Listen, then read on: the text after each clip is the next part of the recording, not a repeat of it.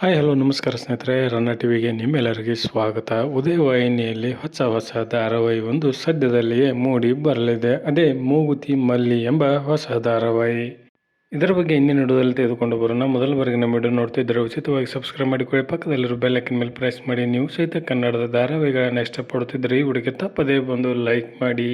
ಉದಯ ಟಿವಿಯಲ್ಲಿ ಸೊಮೆಕ್ ಆಧಾರಿತ ಕಥೆ ಒಂದು ಸದ್ಯದಲ್ಲಿಯೇ ಬರಲಿದೆ. ಅದೇ ಮೂಗುತಿ ಮಲ್ಲಿ ಎಂಬ ಹೊಸ ಧಾರಾವಾಹಿ. ಏಕಕಾಲಕ್ಕೆ ತೆಲುಗು ಮತ್ತು ಕನ್ನಡದಲ್ಲಿ ಇದು ಪ್ರಸಾರವಾಗಲಿದೆ.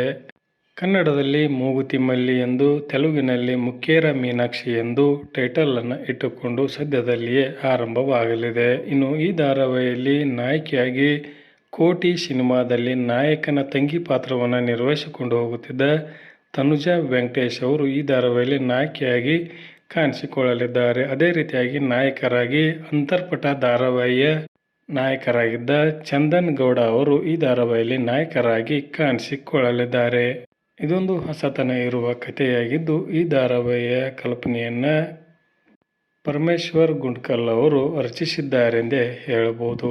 ಉದಯ ವಾಹಿನಿಯಲ್ಲಿ ಈ ಧಾರಾವಾಹಿಯು ಎಷ್ಟು ಗಂಟೆಗೆ ಪ್ರಸಾರವಾಗಬೇಕು ಎಂಬುದನ್ನು ಕಮೆಂಟ್ ಬಾಕ್ಸಲ್ಲಿ ತಿಳಿಸಿ. ಧನ್ಯವಾದಗಳು, ನಮಸ್ಕಾರ.